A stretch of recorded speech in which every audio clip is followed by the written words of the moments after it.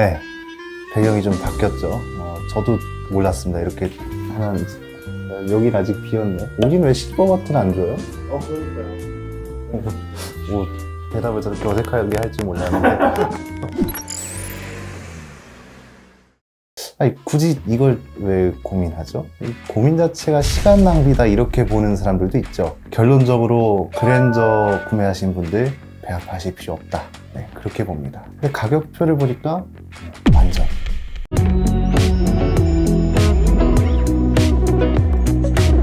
자, 오랜만에 자동차 구매와 관련된 이야기를 좀 하려 합니다. 사실 이게 저도 많이 피곤합니다. 비판이라는 것도 필요하긴 합니다만 그래도 저희가 자동차 구매하는 분들께 필요한 이야기도 좀 하고 그래야 하는데 예전에는 또 많이 했거든요. 근데 요즘에는 너무 시장 동향 얘기만 하고 결함 얘기만 하고 그랬던 것 같아서 잠깐 쉬어가는 느낌으로 구매를 고민 중인 분들에게 필요한 이야기를 해볼까 합니다. 오랜만에 신차 비교입니다. 아마 요즘 제일 많이 하는 비교가 아닐까 싶습니다. K8이 마침 오늘 촬영하는 날에 사전 계약을 시작했더라고요. 유출 사진 나오자마자 그랜저랑 비교하는 기사가 엄청 많이 나왔죠. 그랜저는 페이스리프트, K8은 풀체인지, 여기에 K8은 또 실내가 제네시스급으로 나왔다는 반응 때문에 그랜저 지금 계약한 사람들 후회하네, 계약을 취소해야 하네, 어제 출고했는데 후회하네, 이런 반응들도 있습니다. 그런데 결론부터 말씀드리자면 그랜저 사신 분들 그렇게 막 배아파하고 그러지 않으셔도 될 것 같습니다. 생각보다 비교도 치열하고 저울질도 심각할 줄 알았는데 글쎄요, 지금까지 나온 신차들 중에서 어떻게 보면 가장 의미 없는 비교가 아닐까 하는 생각도 듭니다. 물론 K8이 마음에 들어서 본인의 환경에 딱 맞는 차라서 구매를 결정하신 분들이라면 딱히 오늘 이야기가 필요하지 않을 수도 있습니다. 근데 이제 막 머리를 쥐어 뜯고 싶을 정도로 고민하고 계신 분들에게 조금이나마 도움이 되셨으면.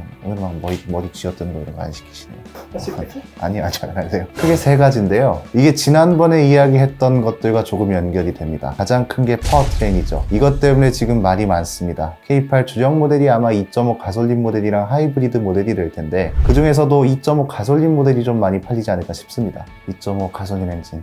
최악의 엔진이라 말하는 분들도 계시고 엔진오일 감소의 카본 누적 문제, 이게 또 세타2 엔진보다 심각하다고 하는 분들도 많으시죠. 저희와 인터뷰한 박병희 명장께서도 그렇게 이야기를 하셨고요. 이미 많이 알려졌듯이 그랜저랑 K7에서 문제됐던 엔진이 K8에 그대로 들어가죠. 결론적으로 K8은 K7의 풀체인지, 그랜저는 IG의 페이스리프트 맥락이지만 그 속을 들여다보면 그게 의미가 없을 수도 있다는 겁니다. 똑같이 논란이고 똑같이 문제가 있다고 지적을 받고 있는 심장이라 이 부분에서는 딱히 고민거리가 안 보입니다. 그리고 두 번째가 사륜구동이죠. 이 사륜구동 때문에 K8이 그랜저를 씹어먹는 결정적인 이유이자 근거다, 이렇게 말을 하기도 하던데 저는 이건 생각을 좀 다시 하셨으면 좋겠습니다. 여기에 꼼수라면 꼼수가 하나 있거든요. 왜 그랜저도 이거랑 비슷한 것 때문에 욕을 꽤 먹었죠. RMDPS를 주력 모델인 2.5 가솔린 모델에서는 쏙 빼고 3.3 가솔린 모델에만 넣었잖아요. K8도 비슷합니다. 사륜구동 시스템을 주력 모델인 2.5 가솔린이나 하이브리드, API 모델에서는 선택조차 불가능하고 3.5 가솔린 모델에서만 가능하다고 합니다.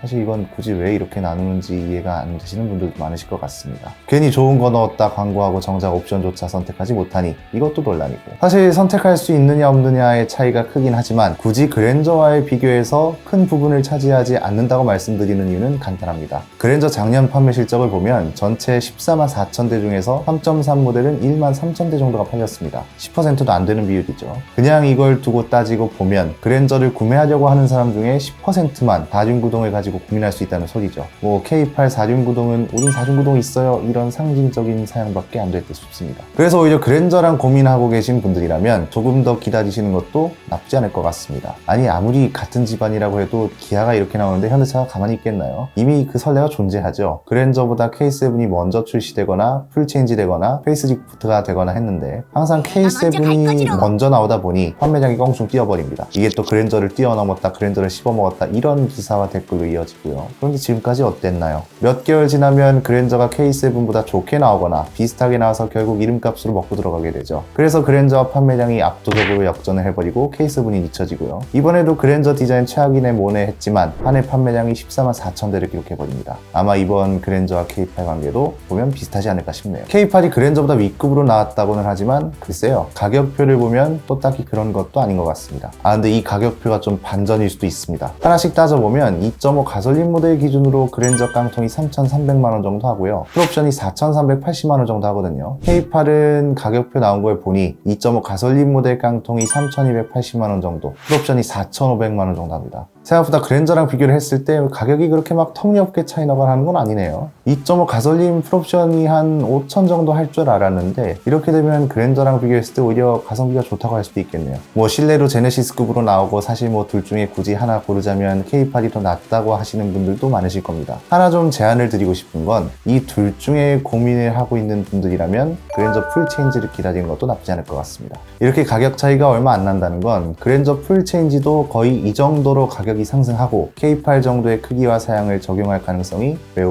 크다는 거죠. 물론 나와봐야 알겠지만 괜히 먼저 사고 나중에 가서 기다렸다 살 걸 후회합니다. 그러지 마시고 이왕 고민 중이시라면 동일하게 둘 다 풀체인지 모델일 때 고민하는 게 더 낫다는 거죠. 제일 중요한 게 당연히 엔진 문제인데 지금 2.5 엔진 문제 관련해서 현대차에서 이야기 나온 게 없죠. 개인적으로는 K8 발표할 때 엔진 관련해서 언급을 해줬으면 좋았을 것 같은데 출시 행사가 있다면 좀 언급을 해줬으면 좋겠네요. 일단 뭐 지금은 엔진에 대한 별다른 이야기가 없습니다. 한 가지 좀 기대를 걸고 있는 건 그랜저 풀체인지가 나올 때 엔진이 완전히 바뀌거나 하지 않는 이상 이러이러한 부분이 개량된 엔진입니다 라든지 이러이러한 부품을 개선한 엔진입니다 이런 이야기가 좀 나왔으면 하네요. 물론 이건 또 반대로 결함 문제를 인정하는 꼴이 되는 것이긴 하지만 이럴 가능성이 K8보다는 좀 더 있지 않을까 싶네요. 그리고 한 가지 짚고 넘어가야 할 건 지금 나온 K8 가격표를 봐선 다행히 아슬란 꼴은 변할 것 같습니다. 이거 많이들 걱정하셨죠? 그런데 그 대신 K7 꼴 날 것 같은 게 좀 문제가 아닐까 싶습니다. 뭐 K8이 폭망할 수밖에 없는 이유입니다 해서 K7하고 그랜저의 관계를 많이들 말씀하시잖아요. 실제로 지금까지 그래왔기 때문에 이게 서자의 슬픔일까요? 자, 그래서 결론적으로 그랜저 사신 분들이 K8이 나왔다고 해서 배 아파하거나 그럴 건 없을 것 같습니다. 실내 디자인 때문에 그랜저보다 더 끌리는 건 있을 수 있는데 실내는 진짜 저희도 GV80하고 G80을 갖고 있지만 제네시스보다 오히려 나은 것 같습니다.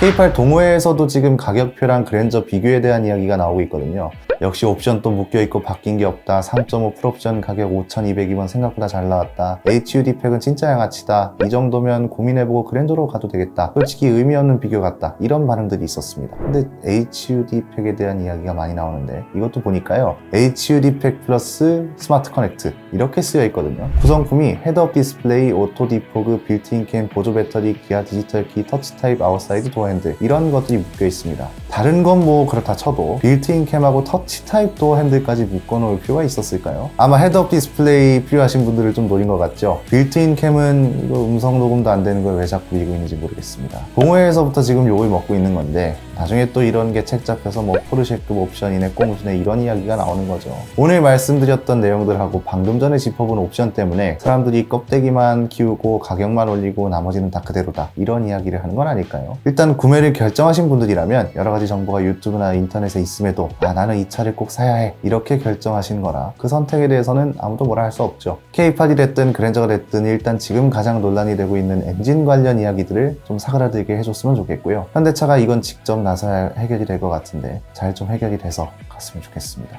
그리고 좀 한 가지 헷갈려 하시는 분들이 간혹 계시는데요. 저희가 뭐 기업을 위해서, 뭐 기업을 사랑해서, 그리고 자동차를 미치도록 좋아해서 저희가 하고 싶은 말을 하는 게 아닙니다. 자동차를 정말 미치도록 사랑하고 좋아하는 사람과 그리고 자동차를 많이 알거나 좋아하진 않지만 필요로 의해서 사는 사람은 분명 다르죠. 이 때문에 전문 지식에서의 격차가 아니라 소비에 필요한 정보의 격차가 발생하는 것이고 그 격차로 인해서 피해가 발생하고 자신의 선택을 후회하기도 하고 심지어 심각한 안전 문제로 이어지기도 합니다. 뭐 자동차와 관련해서 기계적이고 공학적인 이야기도 우리 삶에서 필요한 것처럼 문제의식을 가져야 문제가 발견되고 문제가 발견되어야 문제를 제기할 수 있고 문제를 제기해야 문제가 해결되는 것도 맞기 때문에 이러한 이야기들이 필요하신 분들도 반드시 계실 겁니다. 이게 가끔 논란이 되기도 하는데 뭐 어떤 이야기가 잘못됐고 어떤 이야기가 옳고 그런 것보다는 우리가 전공 과목 선택하듯이 필요한 정보 잘 찾아서 보고 그리고 주식이 있으면 가끔 군것질도 하듯이 여러 가지 정보를 찾아보고 자신에게 필요한 정보다 하는 것들을 잘 골라보셔도 올바르게 컨텐츠를 소비하시는 게 아닌가 싶습니다. 요즘 인터뷰 대신에 이런 영상에 사정을 좀 붙이고 있는데요. 오늘도 좀 분위기 바꿔주시죠. 어찌 보면 치밀하고 어찌 보면 저렇게까지 해야 하는가 싶은 소비자들의 사연과 행동. 도로 위에는 오늘도 수많은 자동차들이 달리고 있죠. 자동차에서 삶의 동반자로라는 문구가 유독 잘 어울리는 누군가는 오랫동안 그 차와 함께 했을 것이고 누군가는 바로 어제 새로운 동반자로 그 차를 맞이했을 것입니다. 그리고 또 다른 동반자들, 삶을 함께 하기로 약속했던 인생의 동반자는 한순간 등을 돌리고 서로의 진실을 밝히기 위해 싸우고 있습니다. 소비자에서 투사로 바뀐 그들이 인터뷰가 끝난 뒤 저희에게 남긴 말은 뒷일을 부탁합니다였습니다. 자동차에서 발견되는 문제, 누군가는 결함과 불량, 그리고 빠와 까를 명확히 구분해야 한다고 말하기도 합니다만 그 문제와 그에 따른 대응 방식은 우리에게 왜 중요한가? 직원들이 버릇처럼 이야기하는 정상이다. 우리는 그 말을 들으러 서비스센터에 찾아간 것이 아닙니다. 자동차는 세상에서 가장 안전해야 할 기계장치고 만약 문제가 발생한다면 그것을 깨끗하고 올바르게 처리해줘야 한다지만 오히려 기업의 이익과 고객에게 물어줌에 따라 발생하는 손해, 이것은 기업과 기업인에게 꼭 필요한 계산 중 하나라는 것을 우리는 잘 알고 있습니다. 신뢰와 믿음의 기업이 우리 사회에 긍정적인 영향을 끼칠 것이라는 사실을 이미 잘 알고 있기 때문입니다. 우리가 알고자 하는 것은 문제를 발견한 소비자들이 그저 제조사를 믿으라라는 말만 듣고 있어야 했던 그 시간에 모든 결정권을 갖고 있다는 그곳에서 어떤 일이 진행되고 있는지를 궁금해할 뿐입니다. 그래서 우리는 문제와 문제 해결 방식이 정체되지 않았으면 하는 바람에 오늘도 질문합니다. 우리는 그들에게 뒷일을 부탁받았기 때문입니다. 오늘의 시선 집중이었습니다.